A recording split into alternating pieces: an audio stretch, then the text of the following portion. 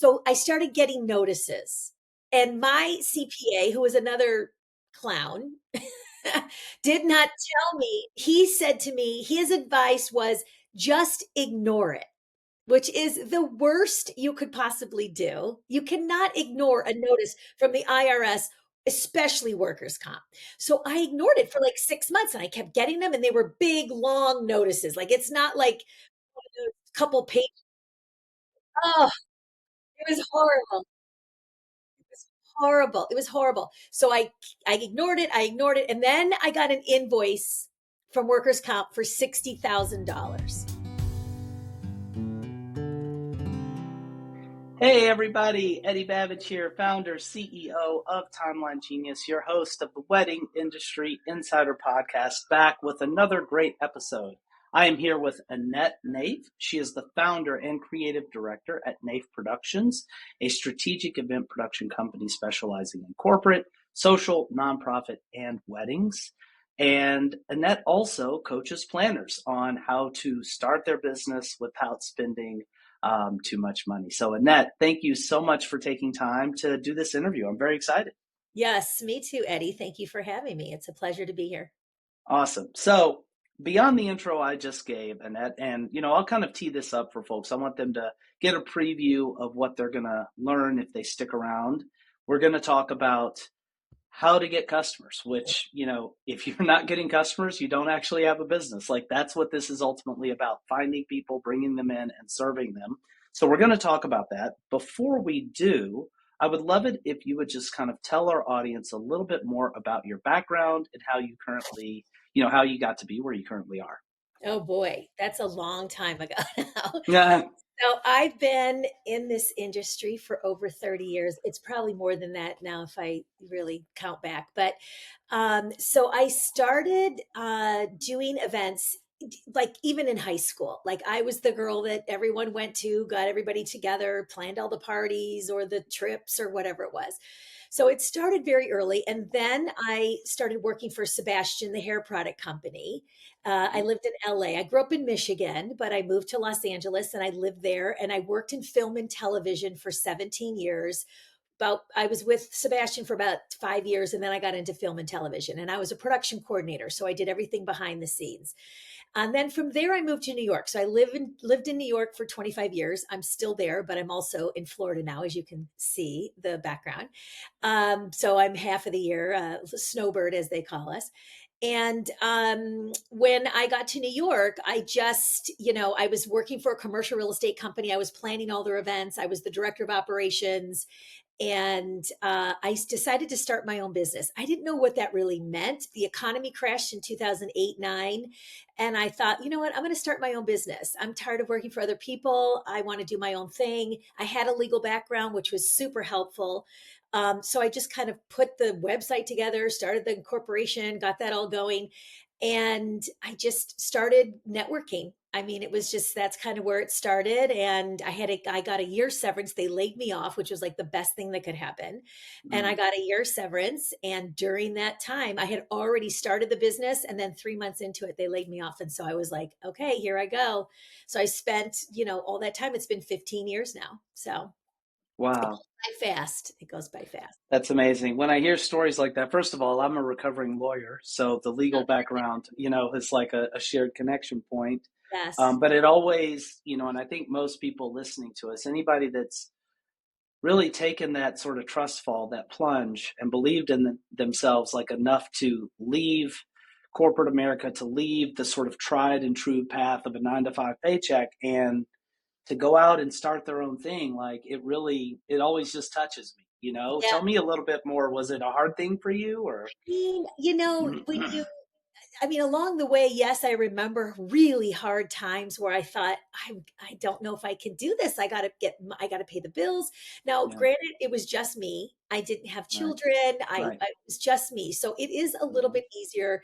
I have lots of clients who always are like, they have families and children and things. So it was a little bit easier. It's still scary though. I had an apartment in New York that I had to pay for. It was expensive, and living in New York is expensive. So It was scary, but when I first started, it was not because I was coming off of corporate. I was making decent money. I had money in the bank, a little bit, not a lot. What I thought was a lot at the time is definitely not now. But I spend much more money now because I have a business, so it's a lot different. But so I just, it was not as scary when I first started, but when I almost like wasn't making it, there were many times when I thought I was not going to be able to do it. But I have to tell you, you have to have a support system around you. You have to network with people. You have to, I mean, I know we're going to jump into all the things Oh, that go into this. yeah. I mean, networking and just getting out there and busting my butt to get clients was what I did. I just didn't give up. I just was consistent and I kept going. I'm probably going to say that a lot throughout our talk here, because consistency and not giving up is really what it was about. I mean, just you got to keep going. You got to keep going and talking to people and getting in front of people and networking. I networked like crazy. That's one of the first things I teach is, putting your plan together to network and what to do with that. So there's that. I mean, I can jump into all of that, but I can talk about this forever. So I'll let you lead the way. But it was really just, it was scary. I'm not going to lie. It's scary. It's hard. It's not easy. But if it's a passion that you love, then it's worth it, right? If you do not have a passion to be an event planner or wedding planner, I advise you not to do it. It's not easy. It's a lot of work and it's one of the most stressful jobs out there. I guess Forbes wrote an article like the 5 top stressful jobs, and it was like fireman, military, and event planner. I'm like, that was like the top of them. It was kind of crazy. So that's kind of how it feels, but it's worth it in the end. Yeah. I feel really similarly. And before, I'm in no rush here, though I know, an hour is not a lot of time and we're Yeah, obviously going to not get through everything that we could talk about, but I'm still you're not going to rush here. I think there's something really important to unpack. I think particularly for people that feel the call to kind of go down the entrepreneurial path. Like it's so gratifying, and I can't imagine living life any other way. There's so much personal growth, there's so many tremendous benefits. But if we're going to give people a realistic picture, I want to also just pause to talk a little bit about, for you, to the extent that you're comfortable sharing, sure. go a little deeper into what were some of the, like really challenging moments that had you kind of doubting, wait, did I mess my life up here? And like, how did you get through that? Do you mind sharing some of that? Sure, sure. So let me just back up a little bit from there, but absolutely. I did not start my business till I was 46 years old. So Mm, that's a whole, people are like, I'm too old. I can't do it. That's, when I think about it, and time goes by, you're still going to age, it's still going to happen. So I did not start until late. I did not go wow, to college until I was, I was 37 when I went to college. So I wow, graduated, got my degree, took me 7 years, and then I started my business. So it was just one of those things, the timing. I got the degree because I couldn't advance in the corporate world. And so everyone had a degree and I needed a degree. And then, of course, I never used it. However, it was the best thing I did. It helped me think critically. It didn't help me learn how to run a business. It did right. not do that. Although Doesn't do that, right? right? I got a business management degree and a marketing degree. So I did not learn how to run the business. So the things that were challenging for me were, how do I price? Now, I had done events for many years up until that Right, point. So I right. knew how to do events. I just didn't know how to run the business.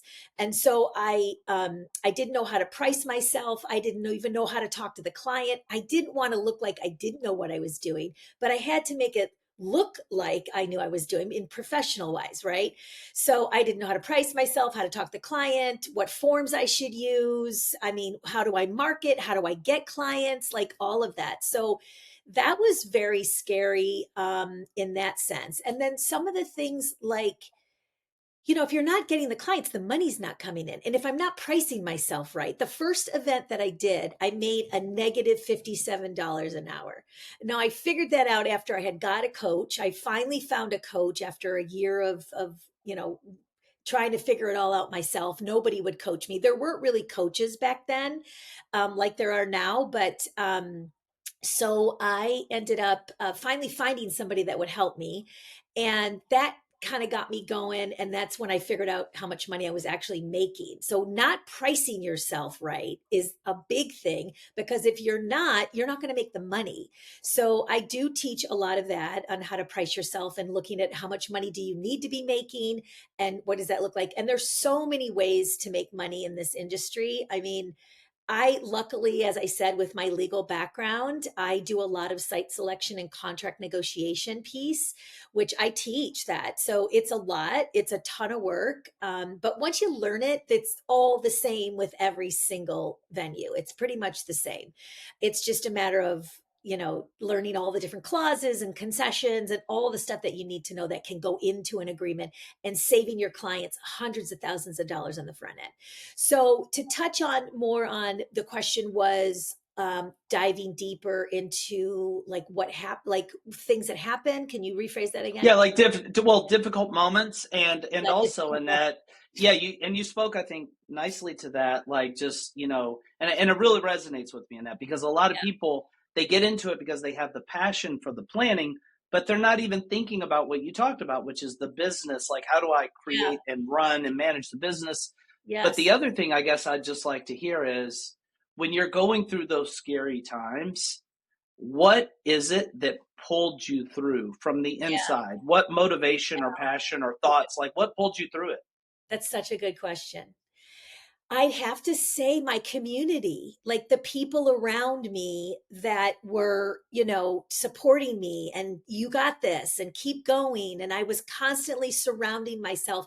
I was just putting myself in front of people that were going to help me, mentors, coaches, just learning as much as I possibly can. There was really social media wasn't even there at the time. Right, There was no, right, when I first started the business, Facebook had just started and I started talking about my business and people were like, why are you like talking like social media? Facebook isn't a marketing tool. And I was like, right. I think it is. And this was way before it is like Mm, what it is today. mm, So mm. I had a marketing You in, were right. what I mean, like I wish I had used it more than Yeah, I obviously because there was no right. the algorithm thing and Yeah, there was yeah, none of yeah, that yeah, stuff, right? yeah, So yeah. I didn't, you don't know, right? You don't know until you know. So Right. that's just the way it is. One of the things that happened, and I want to get back to how I kept going on, but one of the things that happened, and this is such a big piece, is I did not have my business set up legally properly. Okay. Mm, So that is, being in New York, based in New York, those rules are very, very strict. And I all along had run the business like with contractors, right? So I had people that came in, planners that worked with me, but workers comp is they're very strict about what is an employee and what is a contractor. mm-hmm. And unfortunately, I learned that the hard way. Even though I didn't do anything wrong, the agent that was working the case said that I did, and that was their goal, was to bring me down as much as they Yep. could. Because Yeah. just I'm a small business, they didn't care. It wasn't Yep. set up right. So I had an accountant who was not the greatest and not a Uh, New York Gosh, accountant. So this I is learned painful. Yeah, and yeah.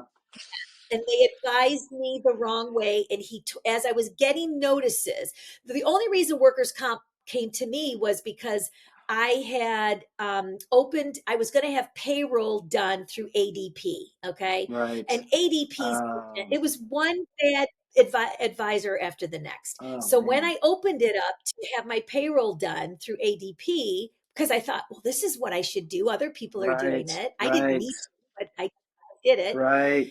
Um, inside person did not advise me that I need to, just make sure that my business was set up properly through workers' comp. So the insurances and all of that. So I didn't know it about that. So no one It's a told me racket, about it. and So that I know about. Like, these guys are basically gangsters. If it's like what I the they, situation, and they're they just are trying to worse than shake the you down. IRS. I know. Yeah, Yes. yeah, yeah, Yeah. They're worse than the IRS.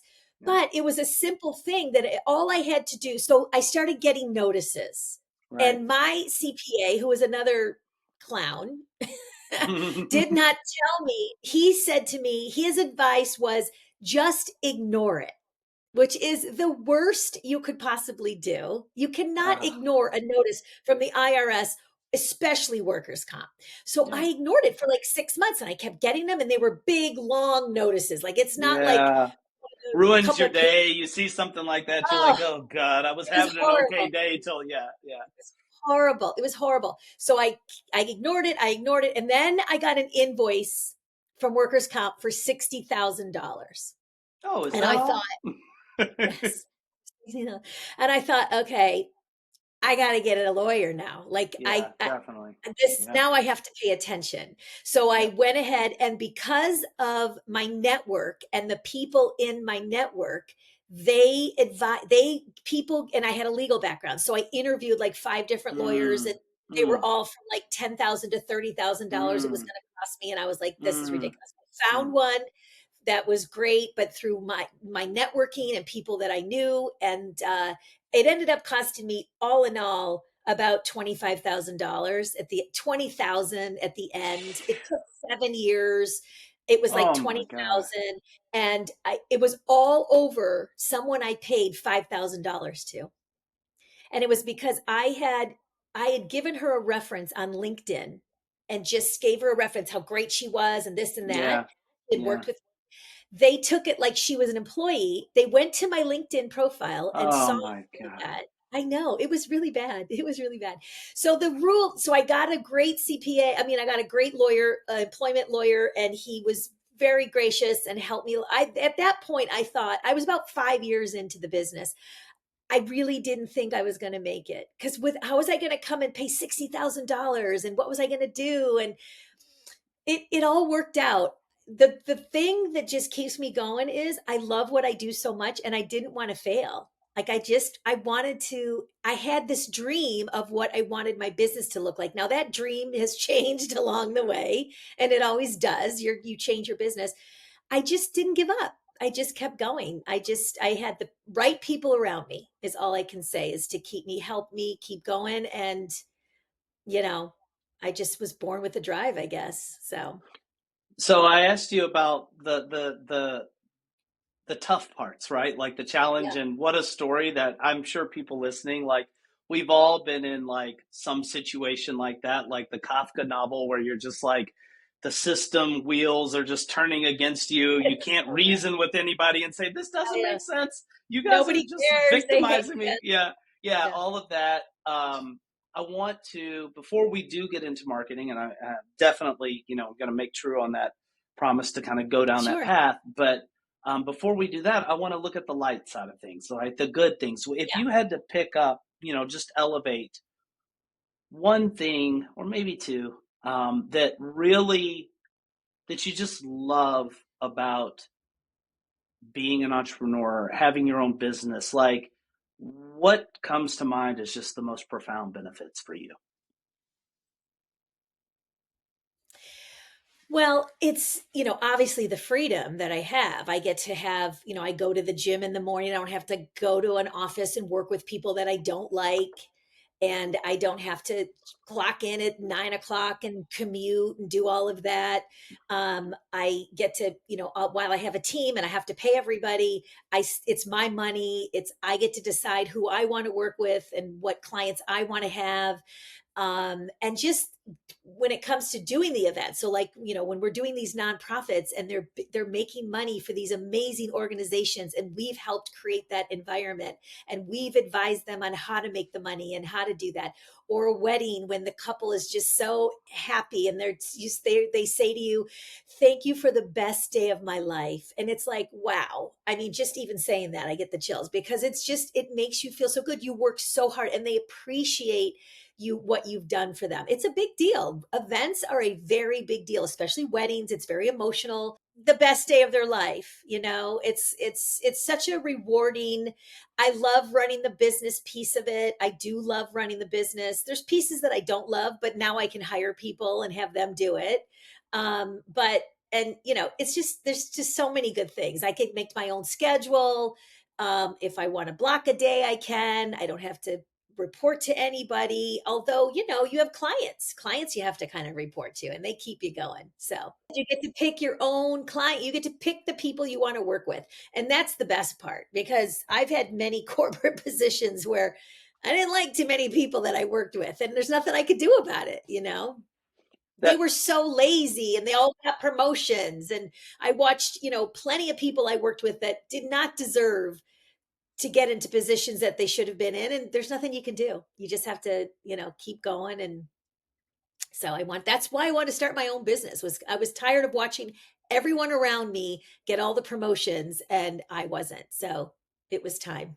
it's I wanted to ask that question for a couple reasons. First of all, just to present the holistic, realistic view of what it's like to be in the good, the bad, and everything in between. But also, Yeah. it's funny because most people listening right now are already in that position of having their business. So you'd be like, well, why talk about it? Because I think it's easy to take our blessings for granted, right? Because we have that freedom that you talked about every day. It's Right. easy to just be like, well, and I think hearing you narrate that is just a good occasion for everybody listening to just be like, you know what? I might have had a tough day yesterday, but I do have freedom over my time. I do have freedom over who I work with, just to kind of be in that little space of gratitude for a minute. I think is Yeah. productive. So Right. I'm going to go ahead and switch now, Annette, to, and we're going to, as we talked about in the I'm pre-interview, this sure we'll jump conversation is going around. to, yeah, we're going to meander here, but I want to go to marketing, because you talked about a business surviving, and like I didn't know if I was going to make it like, if a person can't get clients consistently, you will go out of business. Like, this really is where the rubber meets the road when it comes Yep. to having a business. So let me just open things up, just an open-ended question here. Talk to me about how you have gotten your clients. Okay. So many different things. You don't want to do just one thing, right? You got to kind of be out there. You have to be visible. So, one of the first things I did when I mentioned this earlier was I did a lot of networking. So I networked like crazy. I went to Mm-hmm. every networking event that there was out there. You start to see the same people at these networking events. Mm-hmm. And so you build relationships. Building relationships is the most important thing. There are some clients that took me 2 or 3 years to get them as a client because I was still building the relationship. They were still kind of building their business, but I was still building that relationship with them and hoping that they would hire us to do their events. So networking, there's lots of industry associations that you can go to and you can meet other planners who could use your help if you're just starting out. I've hired many of the clients, coaching clients that I've hired them. They've worked with me. I've coached them and then I hire them and they're great. And so that's happened many times. And so networking and then social media. I mean, I'm not a lover of social media. I'm all over social media, but it's social media. It's a pain in the butt sometimes and it's very noisy. And so you have to learn how to just, work with that. So, but you need to be out and visible. And ChatGPT right now is amazing for you to be able to create content to put into your social media platforms. There should be absolutely no reason. It takes 10 seconds to ask, so tell a little bit about yourself in ChatGPT about who you are and who you serve and what you do.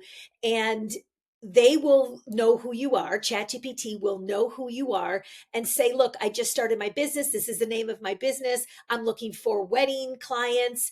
I want to put some posts out onto social media. Can you give me 5 different ideas of how I market my business? And boom, within 10 seconds, you are going to get a bunch of posts on how to market and on what to put out onto social media. And then from there, it's going to ask you, so do you want me to create a reel or do you want me to do, I mean, it's going to literally really help you create a whole marketing campaign for yourself. So there really isn't a reason for you not to be able to get on social media and post, even if it's just like a couple times a week. If it feels overwhelming, we post every day. But that's because I have a team and I've built up to that. When I first started, I did not have Chat GPT. So I had to kind of make, I had to kind of Google ideas and write stuff myself. And it took hours. It took me hours to put stuff together. But I did it because I had to. And back in those days, as I mentioned, social media wasn't even like a marketing tool, but now it's a big thing. You don't need to pay for ads, it's all free. But the important thing is that you collect people's email addresses. So if you are, and a great way to do that. So, for example, I have a lead magnet that's called The 7 Biggest Mistakes Wedding and Event Planners Make When Planning an Event and Tips to Avoid Them. I've had this for 15 years. I literally wrote it. I learned it from someone while I was networking, and I put that lead magnet out. I have now over 10,000. We've cleaned out. I had out close to 15, but we cleaned out the email addresses, and so but that's how I've collected. You want to get people in your on your email list because social media may go away one day. Look what happened with TikTok, right? So you want to get them on your list so that you can then send them emails and be in front of what you're doing. You need to be in front of mind, right? So it's important to get them. When you're networking, network where your clients are, right? So, for example, I would go to women entrepreneurial events, and at these women entrepreneurial events, there would be uh, one of the events was for coaches who have a coaching program. Like I have a coaching program, but like coaches, like similar to the Tony Robbins platform, where they do a 3-day event, and then at the end of the event they sell their coaching packages and all that. And most everybody knows all about those now, but back in the day that was like the big thing. This room of 400 or 500 women were coaches who were learning how to do events. Mm. Right. So I was like, oh my gosh, this whole room are my clients. Like every single person in this room, because they're going to learn how to do them, but it's going to be a whole nother ball game to do them themselves. So I just build relationships. I connected with all these people. I got on social media with all of them, most of them. And then over the years, I would learn about other events, and I would just keep asking where these kinds of events were. And honestly, I just Googled and searched the industry and researched as much as I could. I got in front of big planners. What were they doing? How were they marketing? Because they weren't really marketing back in those days. And now it's easy. You can just follow me or follow somebody else that does this marketing and just follow what they do, right? I mean, you don't want to copy everything, but copy what they're doing as far as like the platforms of how they're doing it and how they set it up. And there's reels and there's a lot. So don't overwhelm yourself with trying to do everything. Just do a couple different things and post a couple different times a week. And then you can build up to doing that. So you want to network, you want to get in front of people as much as you can on social media. So you've now built your business, right? You've got your business set up. And if you haven't, you should get your business set up properly. But you have your business set up now, and you have a people that you've got your dentist and your doctors and your mom and dad and your friends and family and high school, like everybody.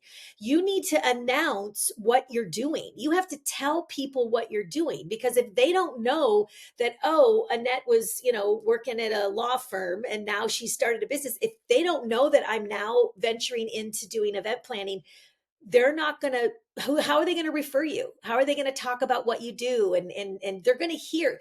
Event planning, wedding and event planning is the easiest industry to refer people to. It is the easiest because there's always events and there's people always getting married. You could do divorce parties. So there's people always getting divorced, unfortunately. But you could not have to, you can niche yourself into a specific field. I don't. I like to do different things, but that's what I like to do. So that's why I do, corporate, social, nonprofit, and weddings. But you need to announce your business. Like you need to tell everybody. So get everybody on this mailing list, and then just send out an announcement. I have a whole thing that I have in my coaching program that talks about how to do all that step by step. But really, listen, it's not rocket scientist. It's science. It's just really just kind of putting the steps in place to get in front of people. So those are some ideas. The lead magnet is great. I've gotten some great clients through, my lead magnets, and also I've gotten some great clients through blogging. So if you blog, you have a website, and you put your blog. I have gotten clients that's reached out and said, I saw your blog on concessions for a hotel, and can you talk to me about that? So they hired me, and I have one client now. I've made so much money from her because she's kept me over the years, and I do all of her site selection and contract negotiations for many of her events now. And it was a $250 conversation off of a blog I wrote years and years ago, and she saw it because she Googled and looked for someone to help her with her event. So it takes time. It takes time to build your business and get your name out there. But once you do, it kind of comes. Now I don't network hardly at all. It just comes to me. I have SEO on my website, which is another really great tool, is to get some SEO. I did not spend a lot of money on my SEO, but it's helped. A lot of nonprofits come to me through my website. So that's another really great way to do it. And so they just come to me through referrals and clients that have worked with me for many years. So there's some tips there. I'm sure I could think of, 10 more, but There's so much there. I'm literally just taking notes so I can go back and unpack some of these things. yes, I'm going to yes. start with networking, Annette. I'm going to go Yeah, kind of through each of those little buckets. sure. So networking, one thing that I think people, each of these, how busy planners are. It's hard to justify. I mean, some people have families, but even if you don't, you're Yeah, still just so busy with the job. And networking is the kind of thing where sometimes you don't, it's not predictable. You don't know, like maybe I go to this event and I just spent like 4 precious hours of my evening, and I come home and I didn't even meet anybody. Or maybe I did meet somebody, but I won't even know that for 2 years. Like, how do you think about the sort of, what filter did you have to say, okay, no, this is an event that's worth my time to go and like, attend? yeah. That's a good question because you don't know. I mean, you have a friend who says, "Oh, I attended the Right, networking thing, and it right, was great. I right, love right, it." right, right, right. Or you just hear about something and you go to it, and you don't know until you go, because that's how you're going to know. And then you're going to meet people there Mm-hmm. who are going to, you're going to say, "Hey, what else, is there any other networking events that you go to that you love?" That's how you can also find out. But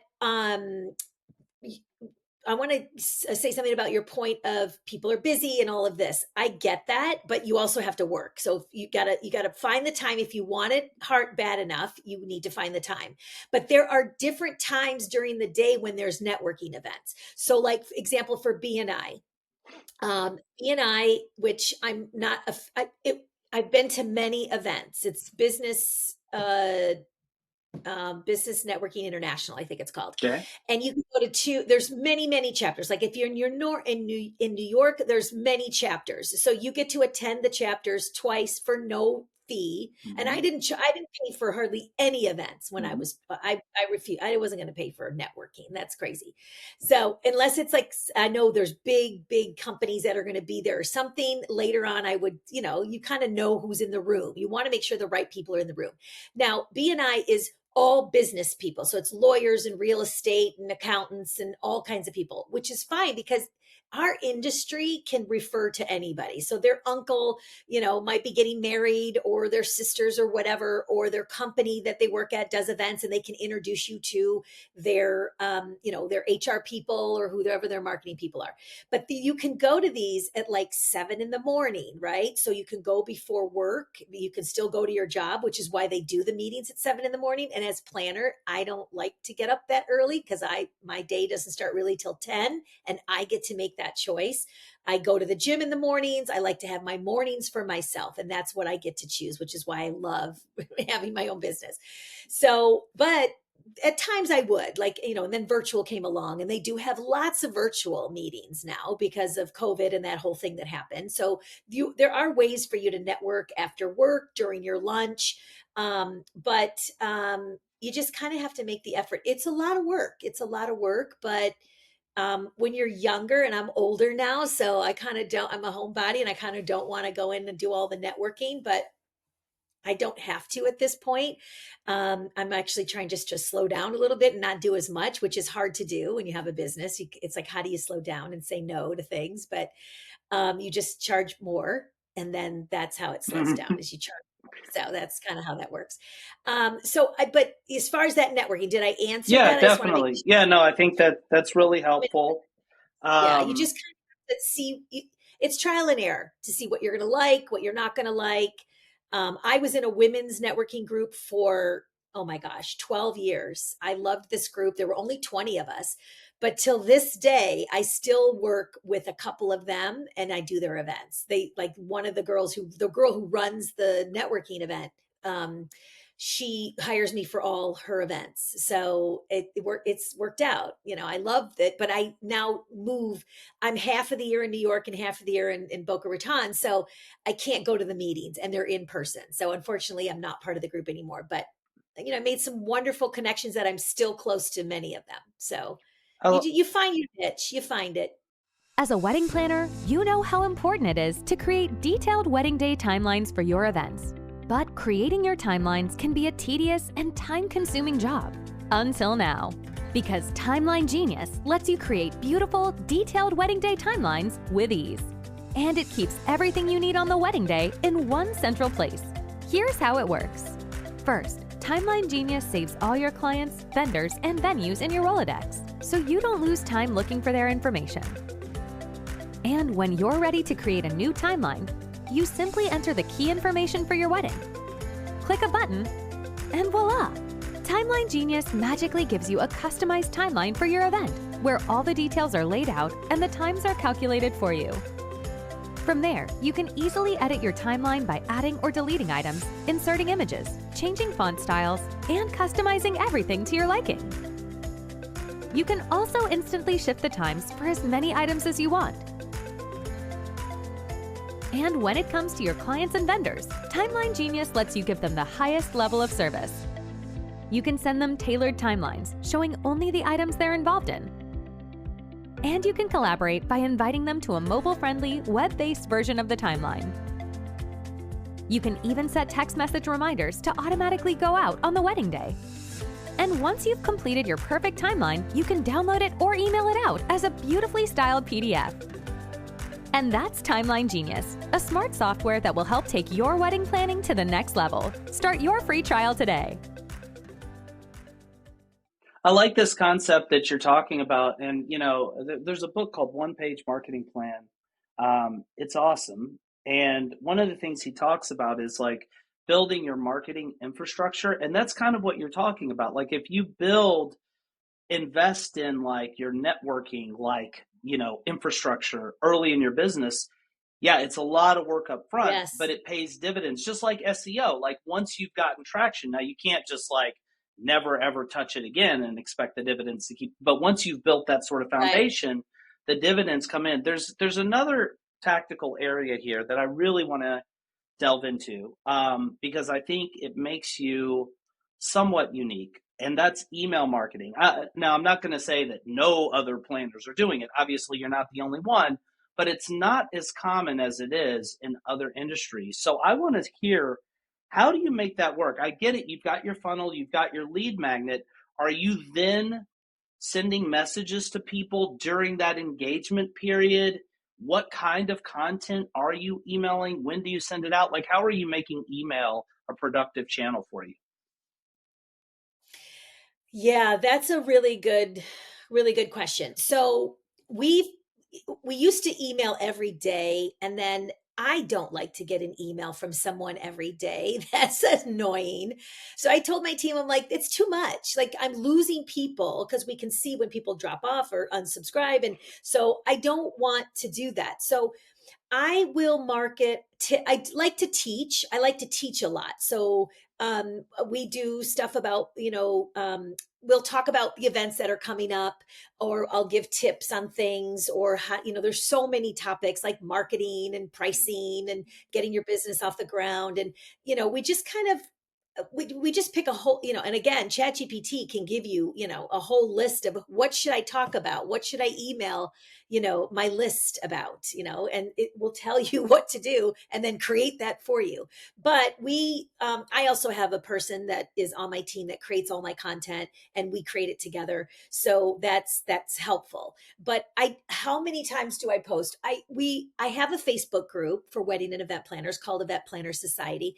And in that group, we post every day, but it's different stuff. So it could be like just a question, like, where are you struggling in your business right now? Or are you, what's your favorite kind of event? I mean, we have all kinds of content. So it's all different stuff. And the thing about the content, though, I want to say one quick thing is you can repurpose what you've done. Yeah. So I have a podcast, but the podcast, I didn't start till later. So don't get crazy with the podcast thing, trying to start that right away, because it takes some time. But we are now, because sometimes I can't put, I try to go live every Thursday into my Facebook group to teach something, because people always have questions. So sometimes if I can't go live, I will take a past podcast that I've done and I will post that on my live, because it's really great information. I've had great people on there. People don't remember that I posted, this person, whoever I talked to, because it's an interview podcast. They don't remember that I did it, 70 podcasts ago. Like nobody remembers that. So you can repurpose. Again, people don't see your stuff right away. And sometimes you have to post it. You will see it. You will think, oh my gosh, I've said this thing over and over and over again.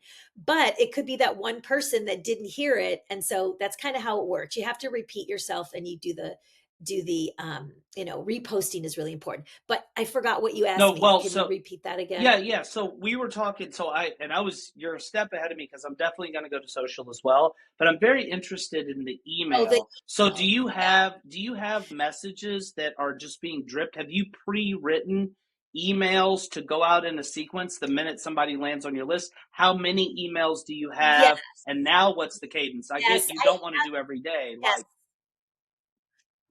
Yes, correct. So if they get my podcast, I mean, if they get the email, like the lead magnet, right? Seven Mm-hmm, biggest mistakes. If they mm-hmm, get that, then they get a thank you and they mm-hmm. immediately get the link to the lead magnet. And then we send an email like 3 or 4 days later. Have you had a chance to look at it? And then we send another one after that. Any thoughts, or we're here for you if you have any questions. And I think there's like 3 different touch points. So again, my team handles it. It's really bad, but because once you get a team, you kind of put it out. But there is 3 sequences after that. And find someone that can help you with that. I don't know how to set all that stuff up, because I don't want it to. I don't want it. Those are the things that I try to have other people do. So yes, you want to kind of be in front of people. So I try to do things that are not going to annoy people and have them unsubscribe, because I want them to be a part of I want them to see it, and I want them to enjoy what we're posting and what I'm teaching or what we're sharing. Like if it's something about the industry. So if I'm speaking somewhere, I will, talk about that. If I'm going to be on a podcast or my own podcast or something like that. So it just depends on what's happening. If I'm launching my coaching program, which I will be doing that in the next couple months, that then is a whole nother animal in itself. So launching a program takes a lot more emails, and it's a whole different animal. But just regular day to day, I try to post at least once a day. We post on social media all Right, the time. right. So social media gets posting constantly, but my email list, I think we post a couple times a week. We covered a lot of bases in that, this foundational level of having a network. We talked about social media. We talked about email marketing, AI. I mentioned, this is really important. AI is just transforming everything. Is there anything else under the umbrella of marketing that you would say before we kind of move on here, Eddie? I just thought about this and I want to share. Like, is there anything like that kind of in mind for you? I I just want to say that it takes time. Right. You and just, really emphasize that it takes time and you need to be consistent. You cannot post once and say, "Oh, I got nothing." I got nothing. You can't. And reels are great. Like, listen, we don't love being on video. Most people don't. Some people love it, but for myself, I got to get dialed up and do the whole 9 yards. You don't need to do all of that, but reels are really, really where you're going to get engagement from people. So getting on reels, doing videos, talking about who you are and what you do and how you can help someone, getting into those pain points of what they're struggling with, is really, really important. But you need to be consistent. That's all I can say, and not give up. Right? You just have to keep posting, keep being in front of people. That's the key. I love that. And Annette, you mentioned this earlier, but you do coaching. We talked about that a little bit. Can you just squarely kind of talk about what is the nature of the coaching you do and who are you just like perfectly suited to help? Yeah. So, anyone who's looking to start their own business or who are struggling in their current business, and most of these people are like, I'm trying to get clients and I can't figure out how. And it could be someone who's just starting, or it could be, someone who's been a long time and they're not used to this social media situation, right? They're not used to, I only teach what worked for me, right? I teach what worked for me. Although I do try to keep myself in front of, I try to learn all the time what other people are doing, what's working, but I can go by what has worked for me, and I consistently do the same thing. It doesn't end as you get into business 15 years later. You have to continually do the same work. It might evolve into like a podcast or something like that. So I teach how to build the foundation of your business, how to get clients, what do you do when you get the client, and then announcing your business. Again, that's a big thing. Now I have a smaller program which is just building the foundation and those things that I just mentioned. And then I have a much bigger, and that's a group program. So it's online. You learn, it's 4 modules. It doesn't take long, but it's just a nice little hand holding that you can use to get the foundation of your business up, which won't make you, cause things to happen like happened to me. And I teach how to not spend a lot of money. You don't need to spend a lot of money when you're starting your business. And I still kind of go by that. I mean, obviously I spend a lot more now because I have a bigger team. I'm doing much more marketing. I do all the things, right? So it does cost more money when you have more team. And then I have a one-on-one coaching, which is so funny that most people hire me for one-on-one more than they get into the group, because I feel like, and that was, if there's any advice I can give you, is the coaching Yeah. was the Yeah. best thing that I ever did. And I still do. I have Mm. several coaches now. I Mm. have several coaches because one is for fitness and one is for my business and Mm. one is for my program. And Mm. running and doing an online course or any kind of coaching program is it's a whole separate business than being an event planner, right? So, or wedding an event planner. So it is, I have to have people to help me, and it's the best money I've ever spent. Yeah. It costs money. It does cost money, but I have to say that is been the biggest thing for me. And I started out, I got a coach and I had spent a couple $100 and I thought like, oh, how am I going to pay for this? I'm never going to be able to pay for this. And then, now it's several thousands, but it is, I go by my gut.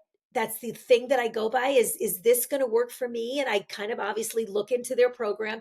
And the funny thing is I get into these programs, and a lot of times I'm getting things out of the programs that I didn't ask for or expect, but they were great things. And so it might not be exactly what you're looking for, as far as you're going to learn other things and you're going to meet other people that's going to take you in other directions.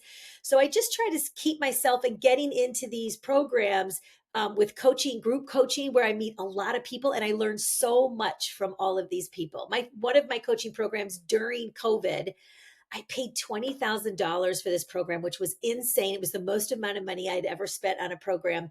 And it was during COVID. My business was shut down, but I thought, Wow.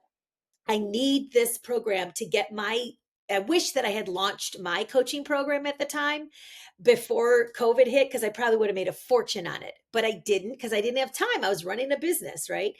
And events is a lot of work, so I didn't have the time. But at the time I thought, okay, I'm going to invest. I paid monthly. I was like, I'm going to do this. And because even if I had the money, I still pay monthly, because I still have that old school thought of, I don't want to give out all this money at once and that sort of thing. So I still do that. I mean, even making money, I still do that. And it was not exactly what I got in for. There was pieces that were missing, but so many great things came from it. So many wonderful people. I learned how to get my Facebook up and running and doing videos and doing my podcast and all of that. So it was, there's many things that you get, but if I could say is just getting in front of people, I mean, getting a coach is super. It's the best thing you can do for yourself. It's hard to go wrong when you invest in yourself. I love that piece of advice. And I feel like we've already maybe touched on, there's one question, Annette, that I always ask at the end of an interview. And I know we've covered so much ground here. We may have already touched on your thing, but I like to ask if you could give one piece of advice, based on all of your experience, personal and professional, like just to help people as much as possible in chasing after their professional dream. What one piece of advice would you give people? I think it's to just put the right people around you, put the right people. I did mention the coaching, and that's like really, really important, is to have a great support system. So I think that's it. It's just like, as I'm thinking about this, it's so many great people in my life that I could not have done this, and who write and say, I'm so proud of everything you're doing. Keep up the great work. Most times you don't know that people notice what you're doing. You could post and you're, oh gosh, and and I get likes and things like that. But then then there's the times when you get so much and I do get a lot of recognition in the industry, which is very lovely. It's, the 2025 influencer in the vet industry or things like that. And those are great things to get. I mean, it doesn't get me clients, but it's a nice thing to have. And you're able to post about it, and then it gets you visibility, and every little thing helps, I feel, along the way. You just have to be patient. You have to be patient. It doesn't happen overnight. It just doesn't, unfortunately, unless you got, a really big client in the beginning, and that client, those things are miracles, basically, at the end of the day. Those don't happen. And, I didn't get things handed. I worked very hard to get to where I was. And you just have to do that. Just be patient and consistent, and don't give up. I love that. That is a beautiful place to leave it, Annette. And before I let you go, can you just tell people how to reach out to you on social, email? Like, how should people connect with you if they want to get in Yeah. touch? Sure. So if you just, Google my name, search my name on social media, Annette Naif, I'm all over the platforms under that name. And then also, if you wanted to get into my Facebook group, it's Event Planners Society Facebook group, which is great. It's only wedding and event planners. I don't have vendors. Some of them sneak in every now and then. I love my vendors, but it's really for wedding and event planners to help them at all stages in the group. And then also, if you want to check out the coaching program, it is coaching.naif productions. That's N as in Nancy, AIF as in Frank. My last name, as you can see on the screen, naifproductions.com/blueprint. So that's coaching.naifproductions.com/blueprint. I think we're going to put it in the notes, so you'll be able to check it out there. So, but just my name is all over the place, so you can find me. All right, Annette. Well, thank you on behalf of our Timeline Genius community and all of our Wedding Industry Insider podcast listeners. I want to just say, big thank you for taking time to do this interview. It's really been a pleasure. Thank you, Eddie. I loved chatting with you. Thank you so much.